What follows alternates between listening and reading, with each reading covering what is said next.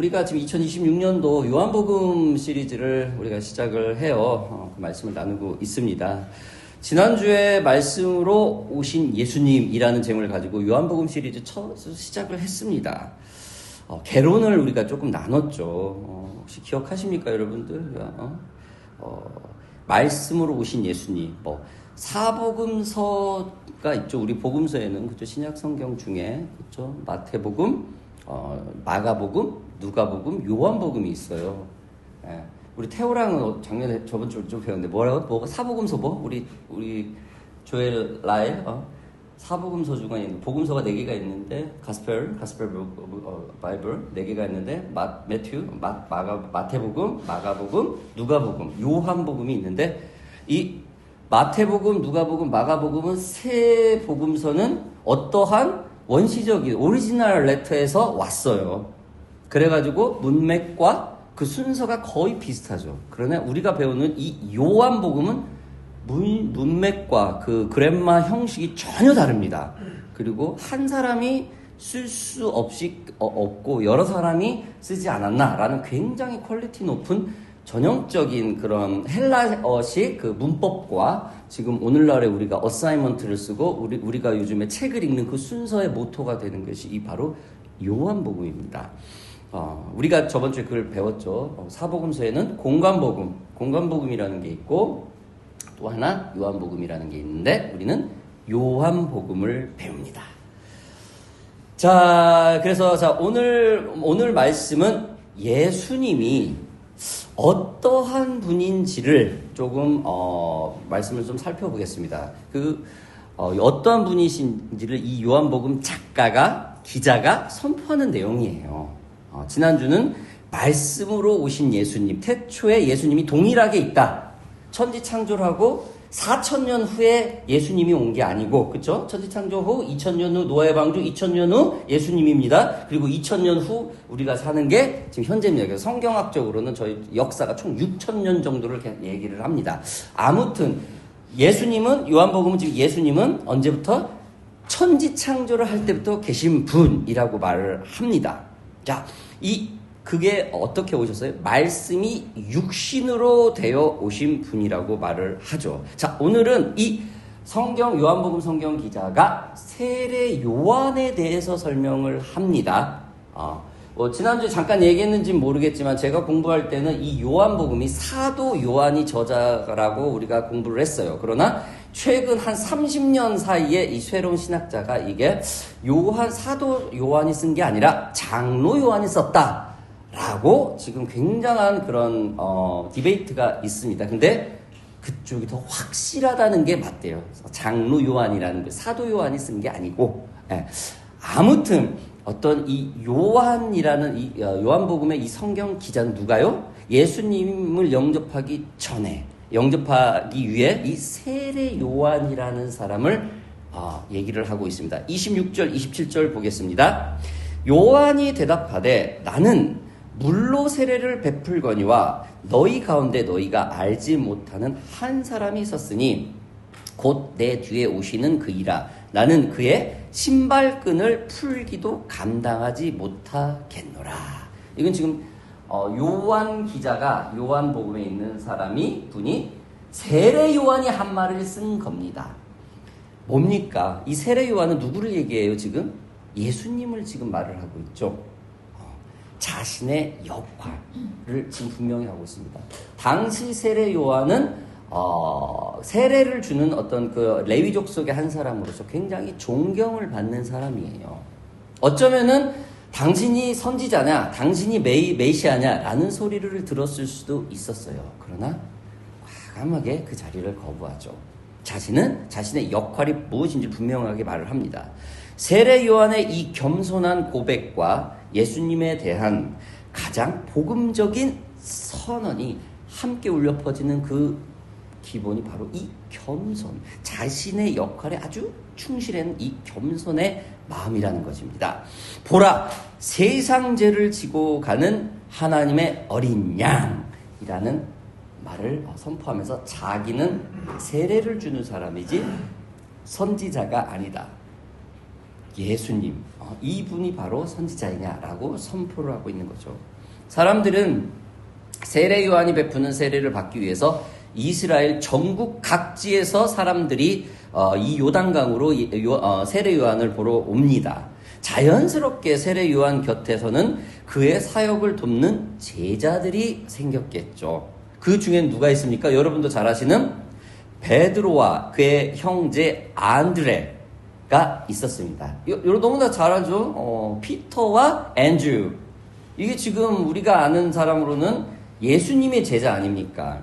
그쵸? 특히 베드로는 누굽니까? 예수님의 수제자 아닙니까? 수제자. 근데 오리지널 예수님의 첫 번째 제자들이 아니었어요.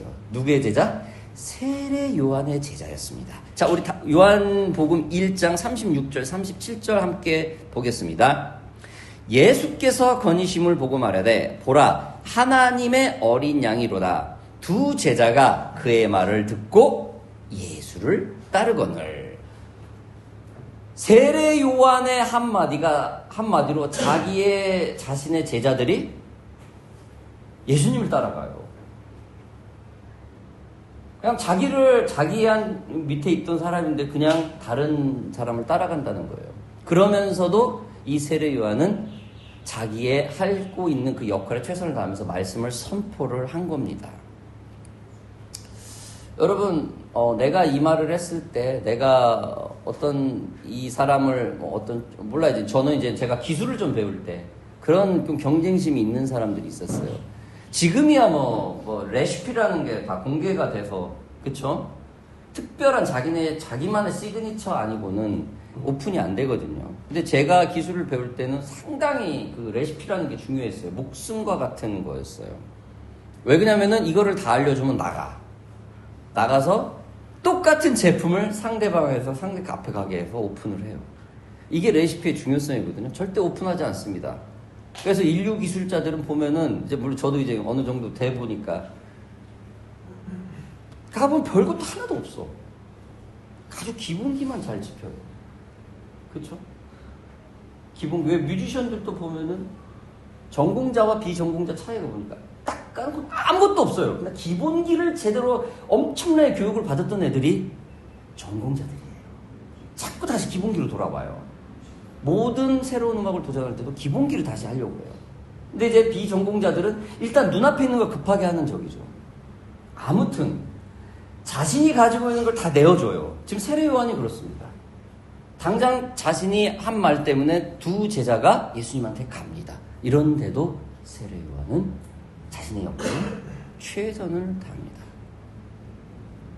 여러분, 참 신앙은 나에게서 끝나지 않고 예수님을 향하는 거라는 거 여러분 너무 잘 아시죠? 우리의 신앙이 내가 주인공이 아니죠. 우리의 복음을 전하는 이유는, 우리가 교회를 세우는 이유는, 우리가 지금 여기에 모여 있는 이유는 뭡니까? 예수님을 증거하기 위해서죠. 자꾸 모여서 예수님을 다시 리마인드하고, 이 공동체가 모여서 좀 결단을 내려주고 좀 추진할 사람이 있어야 돼요. 그게 사역자예요. 사역자가 일방적으로 성도들을 이렇게 해라 이렇게 오다 하는 사람이 아니죠. 의견을 물어보는 거죠. 의견. 그쵸? 그게 우리가 가져야 될 공동체 모습 아니겠습니까? 제가 좀 설교를 하면서 늘 마지막 부분, 말씀과 끝나는 부분에 어플리케이션, 적용 부분을 항상 얘기를 해요. 그 전에 예를 들 때 가정, 우리 직장에서 일어날 수 있는 보편적인 환경을 늘 컴페어를 하면서 말입니다. 왜? 우리가 서 있는 곳에서 예수님의 향기가 나야 되겠죠. 그것도 안 난다고 그래서 당장 죽거나 지옥 떨어지고 그런 건 아니에요. 끊임없이 예수님의 향기가 나려고, 주님을 증거하는 모습이 나오려고 몸부림쳐야 된다는 것이죠.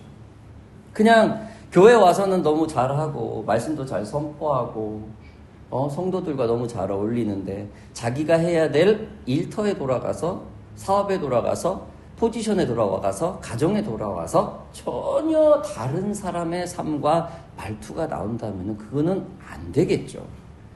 설령 그럴지라도 거기서 생각을 하고 멈춰야겠죠. 그쵸? 맞아. 이러면 안 되지. 근데 삶의 적용을 자꾸 강조를 안 하면은 그게 생각이 안 나요. 그냥 잘못된 모습이 누가 어떤 문제가 빵 터지기 전까지 계속 갑니다. 계속 가요.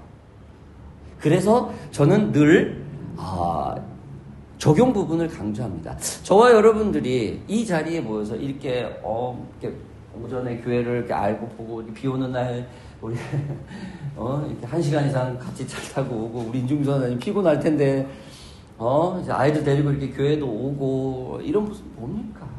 주님을 알려고 주님을 좀 나타내기 위해서 이렇게 우리가 모여 있는 거 아니겠습니까? 교회 와서 칭찬받고 교회 와서 좀 내 넋두리라 하고 물론 그건 위로의 한 일부분이에요. 격려의 일부분입니다. 그렇죠? 그러나 우리들의 삶 속에 주님이 나타내야 되는 거죠. 오늘 요한복음에서 나오는 이 세례 요한, 이 세례 요한이 자신이 해야 될 역할을 분명히 해요. 자기가 진실을 말하면 보라 하나님의 어린 양이다라는 말을 하는 순간 제자들이 줄줄줄 저쪽으로 가요. 그러면서도 선포합니다. 왜? 이게 자신의 역할이라는 걸 알기 때문에. 그리고 자기는 지금 오실 이 어린 양의 신발끈도 감당하지 못할 거라고 말을 해요. 진실을 말을 합니다. 여러분 우리가 이런 모습이어야 되지 않을까요? 아니 이런 모습이 삶 속에서 늘 기억돼야 되지 않겠습니까? 그렇지 않습니까? 여러분 겸손한 자의 모습은 어떤 모습입니까? 자신의 일에 최선을 다하는 겁니다. 어떤 분은 그 얘기를 하더라고요. 왜 효자가 되려고 자꾸 부모님한테 내 일을 내팽개치고 자꾸 하냐. 내 일에 최선을 다하는 것도 그래서 내가 내 일에 어느 정도 꿈을 부모님이 원하는 꿈을 최선에 올라가 주는 것도 효도다. 자신의 역할 부분 얘기를 하더라고요. 물론 그 은혜와 공덕을 잊으면 안 되겠지만 말입니다. 오늘 이 세례 요한은 자신이 할 수 있는 그 역할을 분명히 알았다라는 겁니다. 자신에게 조금 손해를 보는 걸 알면서 말입니다. 저와 여러분들이 하나님의 말씀으로서 말씀을 붙드는 자로서 크리스찬으로서 있는 곳에서 늘 자신의 역할, 이 겸손을 품은 자들이 되기를 주님의 이름으로 축복합니다.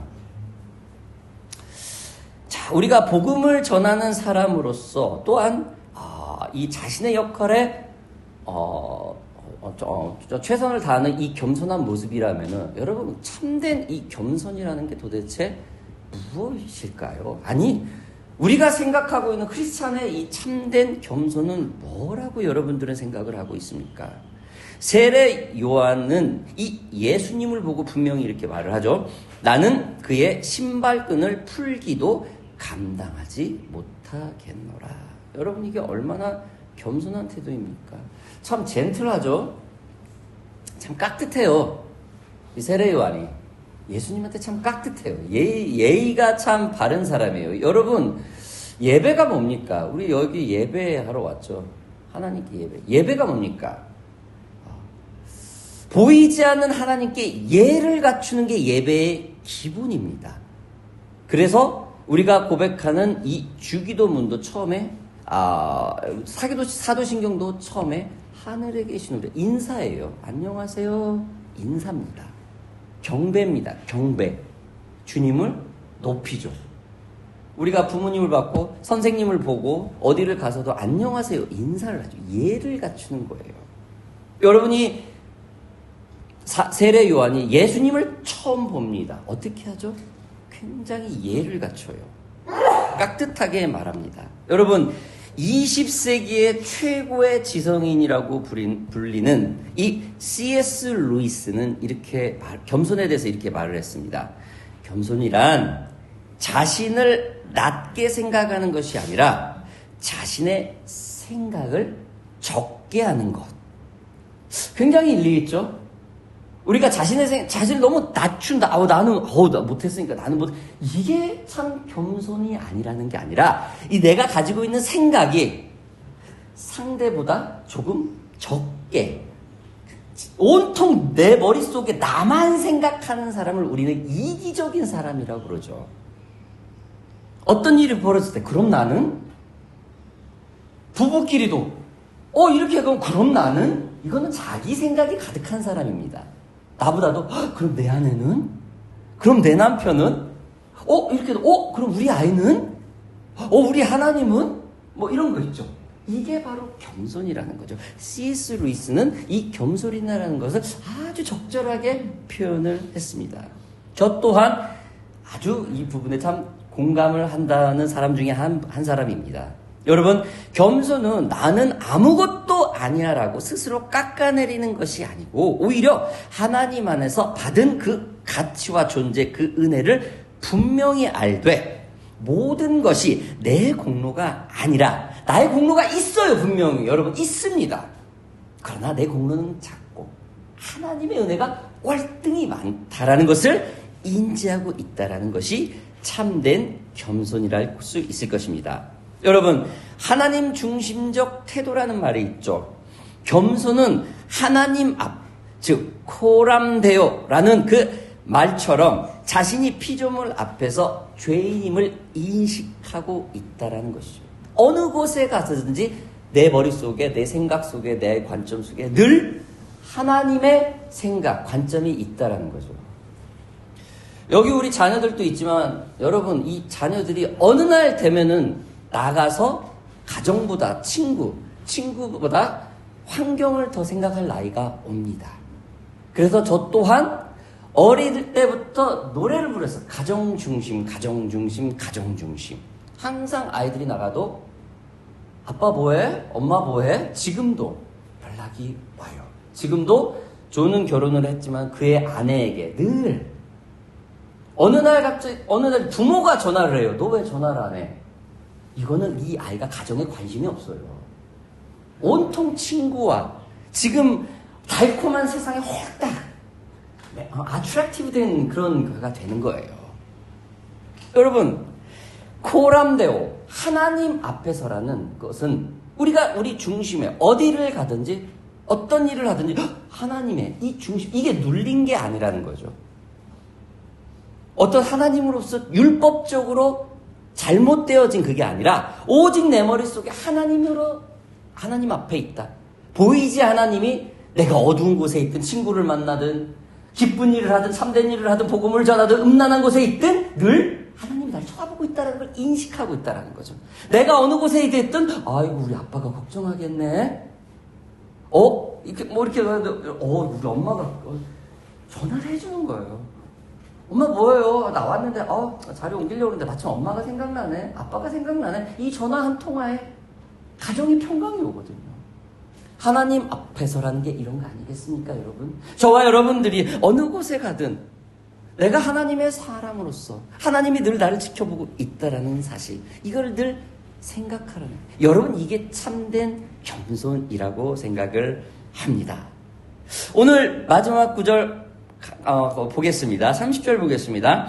내가 전에 말하기를 내 뒤에 오는 사람이 있는데 나보다 앞선 것은 그가 나보다 먼저 계심이라 한 것이 이 사람을 가리킴이라. 뭡니까? 진실한 그의 고백이 어떻게 돼요? 적용, 행동으로 옮겨지죠. 여러분, 세례 요한의 제자는 베드로와 안드레였습니다. 이들은 형제였습니다. 특히 베드로는 아까도 얘기했지만 누구였습니까? 예수님의 수제자, 가장 예수님이 아끼는 제자였습니다. 성경 최초로 예수님이 그에게 뭐를 말을 합니까? 우리가 지금 쓰고 있는 말, 교회라는 단어를 지금 이 베드로가 천지창조 후에 처음 듣는 말이에요. 베드로로부터 에클레시아, 교회라는 말 처음 듣습니다. 그래서 우리가 지금 이 교회라는 공동체가 대명사가 돼서 오늘날도 있는 사람, 이 베드로를 통해서 교회가 정확하게 성립이 된 거가 바로 이 베드로 수제자, 예수님의 수제자입니다. 세례 요한은 이런 수제자를 예수님께 어떻게 보면 그냥 흘러보낸 사람입니다. 세례 요한의 이 진실한 고백이 그의 제자 베드로가 훗날 주님께 진실로 고백을 하는 사건이 나오게 되죠. 여러분도 너무나 잘 알죠. 마가복음 16, 마가복음 16, 마태복음 16, 16. 그쵸? 주는 그리스도 살아계신 하나님의 아들. 너무나 유명하죠. 진실된 고백을 해요. 이게 누구한테 기본적인 게 수양이 됐습니까? 세례 요한이요. 우리 자녀들이 우리 가정에서 기본적으로 신앙이 준비가 되면은 어느 곳에 있든지 크리스찬으로서 향기가 납니다. 저와 여러분들이 그러한 세례 요한과 같이 이 베드로처럼 진실을 고백하는 진정한 크리스찬들이 되기를 주님의 이름으로 바랍니다. 여러분, 삶의 열매가 무엇이라고 생각을 하십니까? 우리가 무엇을 진실로 고백을 하면서 살아야 합니까? 그것은 바로 예수 그리스도죠. 우리가 예수 그리스도를 전하고 순종하려 몸부림칠 때에 그 열매는 옵니다. 자꾸 전사님 자꾸 내가 예를 드는데 낙심했을 때 제가 전사님을 만났어요. 굉장히 어려워하고 무거웠었어. 지쳐 있어서 심령이 나는 할 줄 아는 게 자신감 있는 것밖에 없어요. 그죠? 잘 알지도 못하면서 자신감 있는 거를 잘해요. 제가 할 수 있다. 할 수 있다. 할 수 있다. I can do everything in Jesus hand. 이거를 제 삶의 모토 중에 하나. 지쳐있는 할 수 있다. 해보자. 하니까 제 전사님이 아멘 하더라고. 기억나시죠? 아멘. 속전속결로 나중에 한번 간증 한번 해주세요. 그 과정들. 많은 사람의 귀감이 되고 많은 사람의 우리 전사님의 삶이 어떻게 내가 결단을 했고 어떻게 예수님을 믿었고 어떤 마음으로 교회를 세우고 지금까지 왔는지 한번 간증이 올라갈 때가 있어요. 왜? 그 간증을 듣고 다른 사람이 힘을 낼 때가 분명히 올 거라고 저는 믿습니다. 아무튼 여러분, 저는 이 주님께 순종하려고 하는 이 몸부림이 삶의 열매라고 합니다. 그 열매에 증거가 있거든요. 저희는 기억을 하잖아요. 그리고 하나님이 풀어가 주시잖아요. 그렇죠? 똑같이 봤거든. 어떠한 상황에서도 예수 그리스도를 놓지 않고 복음을 전하는 사람, 예수 그리스도를 붙드는 사람, 그 가정에 평화가 있습니다. 부부로서 서로 신뢰를 합니다. 자녀들이 부모를 존경을 합니다. 어떻게 됩니까? 자녀는 부모의 면류관이 됩니다. 그러한 교회의 성도들은 그 교회의 면류관이 됩니다. 자녀는 어떻습니까? 우리들의 복음의 열매겠죠. 성도는 누구의 열매입니까? 이 교회의 열매 아니겠습니까? 저와 여러분들이 그런 사람들이 되기를 바랍니다. 직장에서도 다른 이들로부터 늘 좋은 평가를 받을 수 있는 그런 직장인, 학교에서도 늘 좋은 평가를 받을 수 있는 그런 학생, 그런 사람들이 저와 여러분들이 되기를 바랍니다. 여러분, 좋은 관계는 한마디로 뭡니까? 한마디로 심플하게 좋은 관계를 맺을 수 있는 건 조금 손해보는 거죠. 그렇죠? 우리 HR에서 아직도 일을 하고 계신지 알 거예요. 매니저분도 알 거예요. HR의 기본적인 중심을 가지고 누가 조금 세게 나갔나, 누가 조금 손해를 봤나, 이 부분에 많이 초점을 줘요. 그렇죠? 물론 중심을 갖고 하지만 매니저도 알 거예요. 조금은 뒤로 물러나서 관점을 봅니다. 그러면은 모든 게 다 보여요. 조금은 손해나는 부분을 관점을 봤을 때 모든 평화의 관점이 보인다라는 것이죠. 여러분, 그렇다 해서 좋은 것을 다 뺏기고 나만 안 좋은 것만 하라, 그런 뜻이 아니죠. 이거는 악용을 하는 사람들이겠죠. 너는 크리스천이니까 왜 그렇게 해? 이건 악용하는 사람들이에요. 좋은 진심으로 하는 사람들은 여러분 어디를 가서든지 피스메이커 역할을 합니다. 복음을 전하는 사람은 이와 같은 피스메이커 역할을 하는 사람들일 것입니다. 사랑하는 오션파크 교회 성도 여러분들, 오늘 우리는 복음을 전하는 사람이라는 제목으로 요한복음 2번째 말씀을 나누었습니다. 글쎄요, 많이 얘기를 지금 던졌어요. 세례 요한이 어떻게 했는가라는 그 행적을 우리가 보았습니다. 저는 거기에 질문도 우리 안에 있고 우리가 그 답을 찾을 수 있다고 저는 생각을 합니다. 저와 여러분들이 이 오션파크 교회에 있는 모든 성도들이 복음을 전하는 사람으로서 세례 요한과 같이 자신의 역할에 충실하고 어디를 가든지 그 겸손히 늘 나타내서 오로지 예수 그리스도, 저 사람이 크리스찬이구나 라는 모습이 늘 그 향기가 넘쳐날 수 있는 복음이 전하는 사람이 되기를 주님의 이름으로 축복합니다. 우리 마지막 한마디만 우리 함께 같이 읽읍시다. 자, 함께 읽겠습니다. 시작. 우리는 복음을 전하는 사람들입니다. 아멘. 우리 함께 기도하겠습니다. 사랑하는